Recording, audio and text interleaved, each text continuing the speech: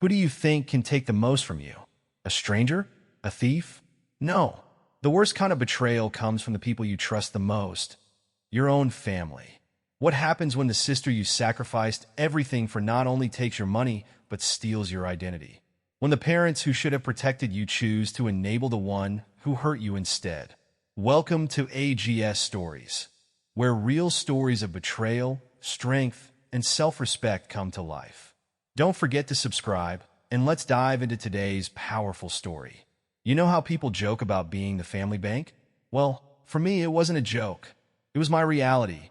For 5 years, I was my sister's personal aim, covering her rent, her utilities, her groceries, even tossing in extra when she needed to buy something special for her daughter, Ellie. And all the while, I was grinding away at a blue-collar job, picking up extra shifts, saying no to things I wanted, all to keep her afloat. At first, it felt like the right thing to do. She was my sister. She was struggling. What kind of brother would I be if I turned my back on her? But what I didn't realize, at least not at the time, was that she wasn't drowning. She was floating perfectly content while I was the one going under. My parents always said family takes care of each other. That's what they preached, anyway. But when it came time for them to step up, they were nowhere to be found. My mom and dad had retired early, cashing out their 401k, and settling into a life of leisure, going on cruises, sipping wine, and posting pictures from golf courses with captions like, "Living our best life." Meanwhile, I was clocking in 12-hour shifts just to make sure my sister and niece had a roof over their heads. When I asked them for help, my mom just sighed and patted my shoulder. "Michael, you're young.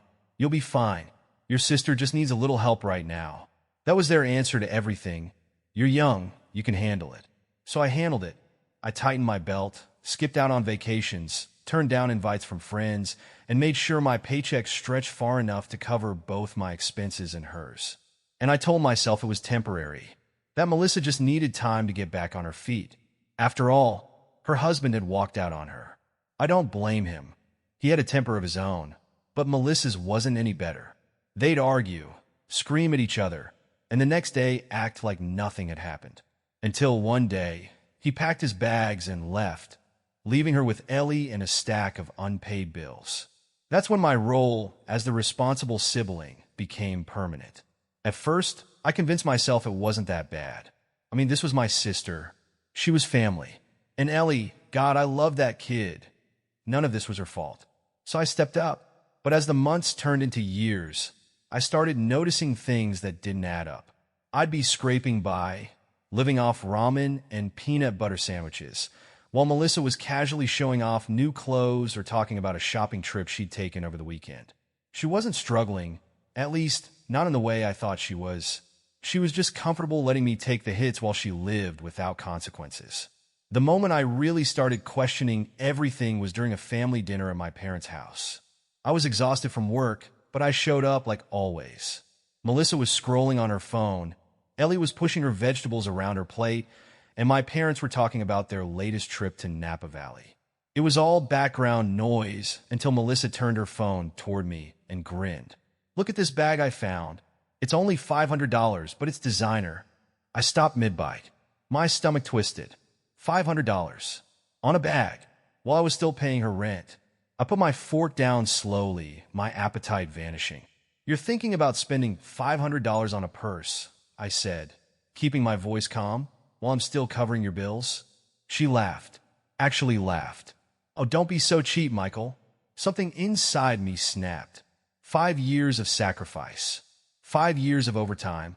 5 years of giving up things I wanted, things I needed, so that she and Ellie could have a decent life. And I was the cheap one? I set my napkin down and took a deep breath, my hands gripping the edge of the table. I could feel my parents shifting uncomfortably, suddenly fascinated with their mashed potatoes. Uncle Rob, my dad's younger brother, was the only one who looked at me with something like approval. "Cheap?" I repeated, my voice cold. "Let's talk about cheap, Melissa. Like how I've been paying your rent while you buy designer bags. Like how I've sacrificed everything while you pretend you're struggling. You know what? I'm done." The room fell silent. Melissa blinked at me, like she didn't understand what I was saying. "What do you mean, done?" she asked, her voice incredulous. I pushed my chair back and stood. I mean, no more rent. No more groceries. No more handouts. You're on your own? Uncle Rob gave a low whistle, shaking his head. Way to go, kid, he muttered, clapping me on the back. You don't owe anyone anything. Melissa's face twisted with anger. My parents looked somewhere between horrified and disapproving, but I didn't care. I grabbed my jacket and headed for the door, pausing only to add one final thought. And if you think this is just me being mad, that I'll change my mind in a few days, you're wrong. It's time for you to grow up, Melissa. Then I walked out. My heart was pounding. My hands were shaking. I'd spent so long being responsible, doing the right thing, that I never realized how much I'd been taken advantage of. And yet, even as I drove home, a nagging thought crept into my mind. The silence from Melissa was too quiet, like the calm before a storm, and I had no idea just how bad that storm was about to be. The drive home that night was a blur. My hands gripped the steering wheel tighter than necessary. My jaw clenched so hard it ached. I replayed the dinner over and over in my head. Melissa's smug laugh, my mother's dismissive look, my father's silence. 5 years. 5 damn years of putting her needs above my own, and the moment I finally said no, I was the bad guy. The anger burned hot in my chest, but beneath it, something else festered, exhaustion. Not just from the long work days or the lack of sleep, but the kind that settles deep in your bones. The kind that comes from carrying the weight of other people's responsibilities for far too long. I pulled into my driveway, staring at the darkened windows of my tiny one-bedroom apartment. It wasn't much, barely enough room to move around, let alone entertain guests. But it was mine, or at least whatever was left of it after the bills were paid. I stepped inside, kicked off my boots, and went straight to the fridge. The light flickered as I opened it, revealing half a loaf of bread, a carton of eggs, and an expired container of milk. That was it. That was my reward for being the responsible sibling.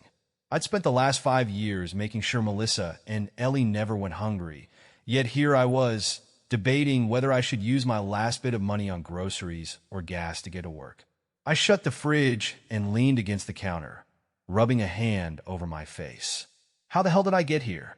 It hadn't started this way. Back when Melissa's husband first walked out, I wanted to help. She was a mess, crying, panicking, wondering how she was going to afford daycare, groceries, rent. Ellie was only 4 at the time, too young to understand why her dad wasn't coming home. I remember sitting on Melissa's couch, listening to her sob, promising that I wouldn't let them struggle. And I meant it. At first, it was small things. A couple $100 for rent here, a grocery run there. She swore it was temporary, just until she got back on her feet. I told myself the same thing. Then months passed, and then years, and temporary became permanent. I started picking up extra shifts at work. My boss, Joe, was happy to give them to me. He thought I was some go-getter, a hard worker, a guy trying to save up for something big. The truth? I was just trying to keep my sister from losing her apartment. I'd get home late, body sore, back aching, barely able to keep my eyes open. Some nights, I'd sit at the kitchen table with my paycheck, calculating what little I could keep for myself after I sent Melissa her share. I didn't go out. I didn't take trips. I didn't buy anything new unless it was absolutely necessary. My savings account? Non-existent. And my parents? They didn't lift a damn finger. One time about 2 years in, I called my mom. I was drowning. Melissa had asked for more money. Ellie had outgrown her shoes. The electric bill was overdue, and her car needed new tires. Mom, I need help, I told her, trying to keep my voice steady. Melissa's not making enough to keep up. I can't cover everything by myself anymore. She sighed, like I was asking her to do something unreasonable. Michael, honey, your father and I are retired. We worked hard for this life. You're still young and capable. You can handle it. That line, young and capable. They had washed their hands of it, as if I were the one who had signed up for this. And the worst part? I believed them. I told myself I was strong enough to do this, that it was my duty as a brother, that it wasn't fair to let Ellie suffer just because her mom couldn't get her shit together. So I kept going. Melissa, of course, never seemed to understand the sacrifices I was making. To her, my money wasn't something I earned. It was something she was entitled to. If I ever hesitated, she had an arsenal of guilt trips ready to go. Ellie needs school supplies. I haven't been able to take her anywhere fun in months. She's asking why her uncle doesn't love her anymore. That one got me every time. I adored Ellie. She was the only reason I kept saying yes long after I should have said no. The idea of her thinking I didn't care about her, that broke me. So I caved. Over and over and over again. I should have seen the warning signs sooner. Like the way Melissa never seemed to struggle the way I did. She always had her nails done. Always had the newest iPhone.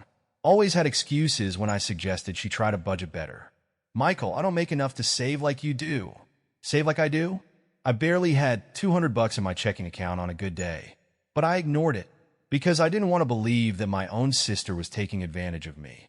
Then came the moment that changed everything. A year before the dinner where I finally snapped, Melissa got a decent job. It wasn't glamorous, but it was full-time with benefits. For the first time, she had stability. I was relieved. I thought, finally, this is it. She won't need me anymore. And for a little while, I kept helping, just until she got comfortable. But months passed, and nothing changed. She was still asking for money, still acting like she was struggling. Then little things started standing out. Family dinners where she casually mentioned shopping sprees.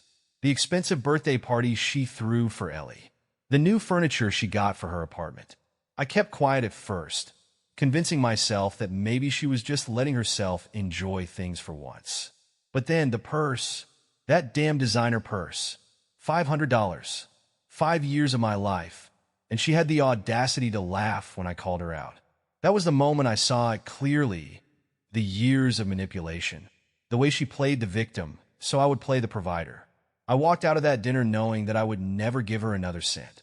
I thought that would be the end of it. I thought that standing up for myself would finally set me free.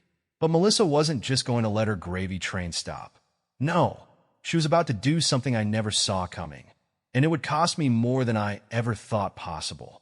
I woke up the next morning feeling lighter than I had in years. For the first time since this nightmare started, I had said no. I had walked away. I had finally chosen myself. But that relief lasted exactly one day. Because what I didn't know, what I couldn't have predicted, was that Melissa was nowhere near done with me. And the fallout from that dinner? It was only the beginning. The day after I told Melissa she was on her own, my phone was suspiciously silent. No texts, no calls, no guilt-tripping messages about Ellie needing something. I expected rage, some long-winded rant about how I was abandoning family, how I was a selfish piece of shit, or at the very least, a few fake apologies trying to manipulate me into backtracking. But instead, I got nothing. That should have been my first red flag. Melissa wasn't the type to let go of a free ride that easily. That silence stretched on for nearly a week. Then one night, at 10:30 p.m., there was a knock at my door. I opened it to find my parents standing there, arms crossed, expressions tight with barely contained disapproval. "We need to talk about Melissa," my mom announced, stepping inside without waiting for an invitation. My dad followed, closing the door behind them like they were staging an intervention. I exhaled sharply, already bracing myself. "Do we?" My mother turned, hands on her hips. "She's struggling, Michael. Ellie doesn't deserve to suffer just because you're being stubborn." I let out a humorless laugh. "Let me get this straight," I said, crossing my arms. "You two, who have spent the last 5 years traveling the world, going on wine tastings, and pretending Melissa's problems don't exist, want to lecture me about family responsibility? That's not fair." My mom snapped, her face flushing red. "We're retired. We worked hard for this life. You're still young. You can handle it." I finished for her, my voice flat. "Yeah, I've heard that before." Dad sighed heavily, rubbing his temples. "You're being cold, Michael. This isn't like you." I stared at him, unblinking. "Maybe it is now." My mother stepped forward, trying a softer approach. "Sweetheart, Melissa made mistakes, but she's still your sister. You can't just cut her off." "Watch me," I said, walking to the door and pulling it open. "Thanks for stopping by." They grumbled the whole way out, but I didn't care. For once, I was standing my ground. For once, I was putting myself first. And for once, I thought that meant I was free. I was so wrong. 2 days later, Melissa called. I almost didn't answer, but curiosity got the better of me. What do you want? I asked, skipping the fake pleasantries. Her tone was weirdly casual. Just wanted to let you know I'm moving out of my apartment next month. I frowned, sitting up straighter. Why? Can't afford it without me. Oh, I can afford it, she said, her voice smug. I just don't want to. My stomach twisted. What does that mean? It means Mom and Dad offered to let me move back in with them, she said breezily. They don't want Ellie to suffer because of your little tantrum. So I'm putting my stuff in storage and taking the guest room. Should be cozy. I gripped the phone tighter. You're kidding? She laughed. Why would I joke about free rent? I clenched my teeth so hard my jaw ached. Melissa had won. I had spent 5 years breaking my back to keep her financially afloat, and the moment I cut her off, our parents swooped in to save her. And the worst part? They weren't helping her. They were enabling her. She would never grow up. She would never take responsibility. She would never stop using people. Because why would she? She never had to. I should have left it at that. I should have blocked her number and moved on. But then, right before she hung up, she dropped the real bomb. Oh, and one more thing, she said, her voice dripping with fake sweetness. You might want to check your credit report. Just a heads up. My stomach dropped. What the hell does that mean, Melissa? She laughed again. You'll find out. Bye, Johnny. The line went dead. I sat there for a full minute, the phone still pressed to my ear, my heartbeat thundering. Then, with shaking hands, I grabbed my laptop and logged into my credit account. What I saw made my blood run cold. There it was, a new credit card account in my name, a balance so high it made my head spin. Thousands of dollars, charged to stores I had never even set foot in, open in the last 6 months. Melissa hadn't just been taking my money. She had been stealing my identity. The next few days were a blur of phone calls with credit card companies and a very expensive lawyer. I filed a police report, not because I wanted to God I didn't, but because the lawyer told me I had to. You need to protect yourself, he warned. If she's willing to do this, she's willing to do worse. I knew he was right, but nothing could have prepared me for what came next. Because 2 weeks later, my Uncle Rob called. His first words were not reassuring. Did you know your parents took out a loan? I felt a chill creep down my spine. A loan? I echoed. For what? He sighed. To pay off the rest of Melissa's debt. I gripped my phone so hard I thought it might crack. You're joking? I wish I was, Rob said grimly. She went crying to them after you cut her off, and they decided to bail her out. Took a loan against the house to do it. My stomach dropped. They were jeopardizing their own financial stability. For Melissa. And worse, they had done it behind my back. I didn't even hang up. I just grabbed my keys and drove straight to their house. When I walked in, they were all sitting in the living room. Mom, Dad, and Melissa. Laughing. Like everything was fine. Like they hadn't just risked everything for a woman who had stolen from her own brother. As soon as they saw me, the mood shifted. Michael, my mom started cautiously. What are you doing here? I stared at her. I just found out about the loan. My voice shook with barely contained fury.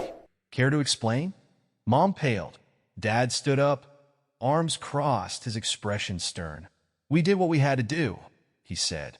Ellie doesn't deserve to suffer because of your stubbornness. I let out a bitter laugh. And what about you?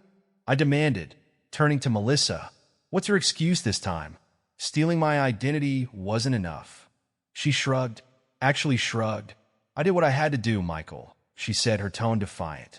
You cut me off. What was I supposed to do? I took a slow breath.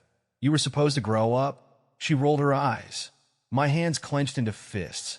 I turned to my parents. You're willing to risk your own future for her? You're enabling her lies and manipulation. Do you even hear yourselves? We're protecting our family, my mom snapped. No, I said coldly. You're enabling her, and I'm done being a part of it. Dad's voice boomed. Don't you dare walk out on this family. I stopped at the door and looked back at them. You already walked out on me, I said. Then I slammed the door behind me, and I didn't look back. I drove home in silence. Not the calm, peaceful kind. The kind of silence that comes before a storm. The kind that settles deep in your bones, warning you that something is about to go horribly wrong. I had just cut off my entire family. My parents, my sister, gone just like that. I should have felt relieved. But instead, I felt like I was standing on a thin sheet of ice. waiting for it to crack beneath me. And when it finally did, it was worse than I ever imagined. For the next few days, my phone was a war zone. Text after text, call after call, from my parents, from Melissa, from numbers I didn't even recognize. At first, I ignored them. Then I started reading. Mom, you're being selfish, Michael. This isn't how we raised you. Dad, fix this now. Melissa, wow, you really don't give a damn about your niece? Huh? I nearly threw my phone across the room. Fix this? Fix what? I wasn't the one who drained my bank account for 5 years. I wasn't the one who refused to grow up. I wasn't the one who stole someone's identity. But none of that mattered to them. They had made their choice, and I had made mine. So I put my phone on silent, tossed it onto the table, and tried to move on. But then they showed up. It was late, past 10 p.m., when I heard the knocking. Not soft, not hesitant, loud, relentless. I knew who it was before I even opened the door. And sure enough, when I swung it open, there they stood. My parents. My mother looked furious.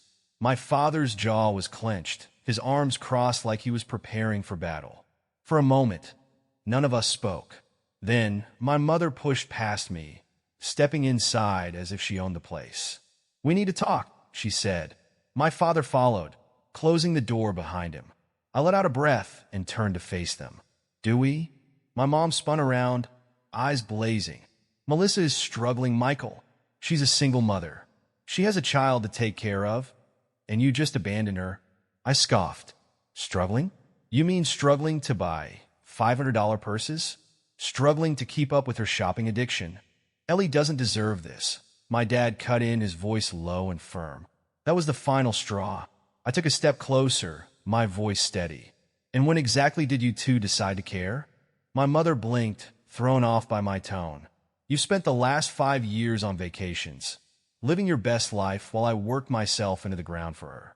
I begged you for help, and you told me I was young and capable. You said I could handle it. Well, guess what? I'm done handling it." My dad exhaled sharply. "Michael, we're your family. You don't just walk away from family." I let out a hollow laugh. "I didn't walk away. You pushed me out. Every time you ignored how much this was costing me. Every time you told me to suck it up. Every time you let her manipulate me. You made your choice. So don't come here and act like you suddenly care about my well-being.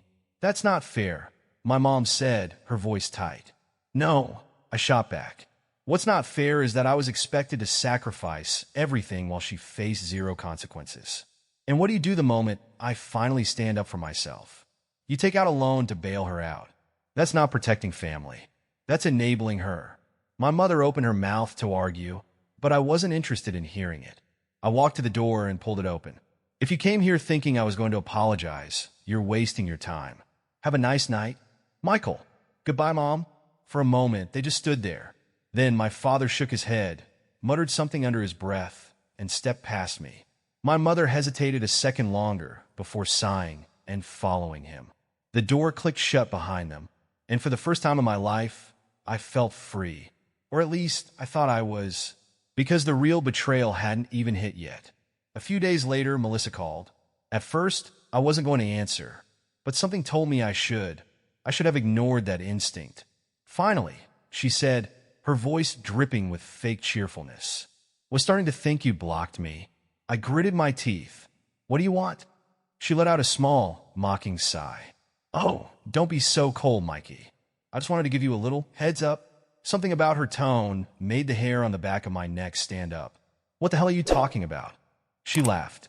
"You might want to check your credit report." My blood ran cold. "What? Did you?" "Do?" She clicked her tongue. "You'll see. Have fun, Johnny." The line went dead. For a second, I just sat there. Then, heart pounding, I grabbed my laptop and pulled up my credit report. The moment the screen loaded, I felt sick. Thousands of dollars. Charged to stores I had never stepped foot in. A credit card I had never opened. And the worst part? It had been active for 6 months. Melissa hadn't just been taking my money. She had been stealing my identity. I spent the next 3 days on the phone with banks, credit card companies, and a very expensive lawyer. I filed a police report. Not because I wanted to, but because my lawyer said I had to. "If you don't," he told me, "you'll be responsible for that debt." And with what she's already done, this won't be the last time. He was right. And so, with shaking hands, I signed the papers that would officially make this a legal matter. I had just pressed send on the email when my phone rang. It was Uncle Rob. His voice was grim. Did you know your parents took out another loan? I froze. Another loan? I repeated, my voice barely above a whisper. Yeah, he said, to pay off the rest of Melissa's debt. They didn't want you to find out, but I figured you deserved to know. My hands clenched into fists. They had done it. They had doubled down. I had given them a chance to see the truth. And instead, they had dug their heels in deeper. I barely remembered the drive to their house. All I knew was that when I walked inside, they were sitting in the living room with Melissa, looking like they didn't have a single care in the world. The moment they saw me, my mother's expression darkened. Michael, she said, I assume you're here to apologize. I laughed, actually laughed. You think I'm apologizing? I asked, voice shaking. Dad stood up. We did what we had to do, he said. Ellie doesn't deserve to suffer because of your stubbornness. And what about you? I shot back, turning to Melissa. What's your excuse this time? Stealing my identity wasn't enough. She shrugged. I did what I had to do. I inhaled slowly, my body vibrating with rage. I turned to my parents. You're risking your own future for her, I said. You're enabling her lies and manipulation. And you don't even care. Mom crossed her arms. We're protecting our family. No, I said. You're destroying it. Dad's voice boomed. Don't you dare walk out on this family. I looked him in the eye. You already walked out on me. Then I turned and slammed the door behind me. And this time, I didn't look back. I didn't sleep that night. After walking out of my parents' house for what I swore would be the last time, I sat in my car, gripping the steering wheel so hard my knuckles turned white. My phone sat face up on the passenger seat, buzzing relentlessly with texts from my mother, my father, and, of course, Melissa. I didn't read them. I didn't need to. I already knew what they'd say. My parents would call me selfish. They'd beg me to fix this mess. They'd remind me, yet again, that Melissa was my sister, that family was forever, that I was overreacting. And Melissa? She'd smirk behind every word she typed, gloating because she thought she had won. She had stolen my money. She had stolen my identity. And now, she had stolen my parents. She had everything, and I had nothing. At least, that's what they all thought. But the truth? I had everything I needed, because for the first time in my life, I was free. The days that followed were strange. For the first time in 5 years, I had money in my account that I wasn't immediately handing over to Melissa. I went grocery shopping without worrying about keeping enough in my balance for someone else's rent. I even took a Saturday off, a full Saturday off, and spent it doing absolutely nothing. No calls, no guilt trips, no obligations. It was eerie, and at first I felt lost. Who was I without their expectations weighing me down? Without my role as the fixer, the problem solver, the family bank? I'd spent so long believing that I had to be responsible for them, that this was my role in life, that if I didn't pick up the pieces, no one would. But here's the thing about broken pieces. Sometimes they need to stay broken. Sometimes the only way to truly fix something is to walk away from it. And that's what I did. At first, my parents tried to pretend nothing had happened.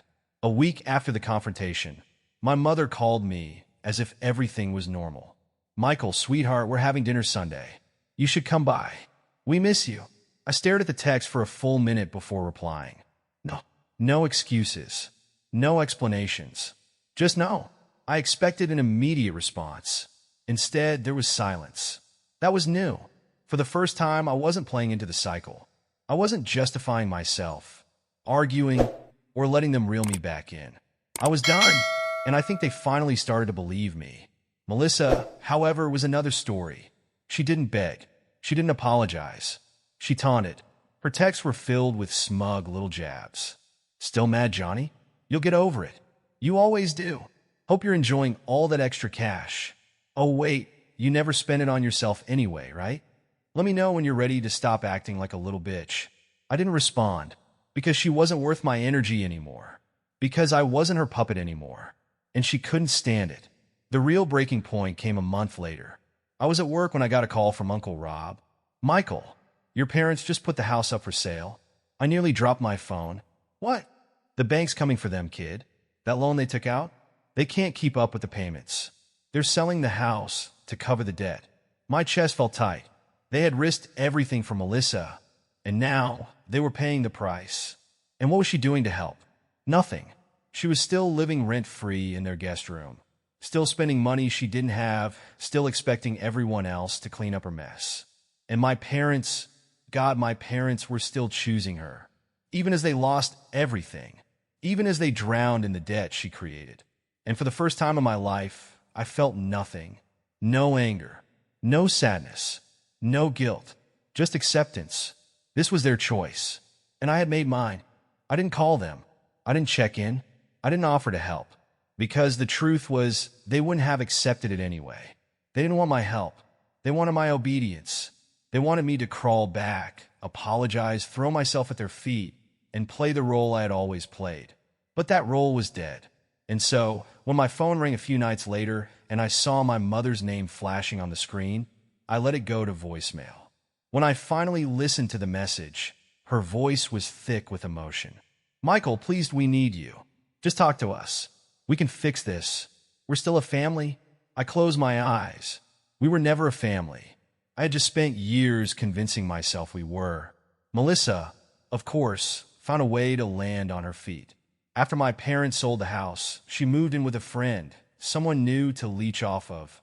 I heard through the grapevine that she was still playing the victim, still acting like I was the bad guy, still pretending that she had been wronged. But the difference was I didn't care anymore, because I wasn't her problem solver. I wasn't her financial plan. I wasn't her anything. And God, that felt good.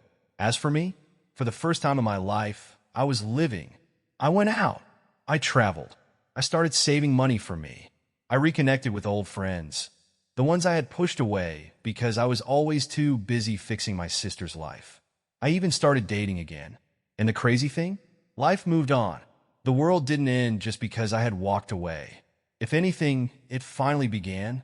It took me a long time to realize this, but here's the truth. You don't owe your family your happiness. You don't have to set yourself on fire to keep someone else warm. You don't have to carry the weight of their bad decisions just because you share DNA. And if you need permission to walk away, here it is. Walk away. Because sometimes the most loving thing you can do for yourself is to let go. What about you? Have you ever been in a situation like this? Have you ever felt trapped by family expectations and guilt? Have you ever had to make the painful decision to cut someone off for your own sanity? I'd love to hear your stories. Drop a comment below and let's talk. And if this story resonated with you, if it made you feel seen, then do me a favor, share it. Because someone out there needs to hear this. They need to know that it's okay to walk away. And maybe, just maybe, this will give them the courage to finally do it. Because if I can, so can you. If you love this story, make sure to subscribe to AGS Stories for more real-life experiences, lessons, and emotional journeys. And if you've ever felt trapped by family expectations, if you've ever had to fight for your own freedom, let me know in the comments. Let's talk. Let's heal.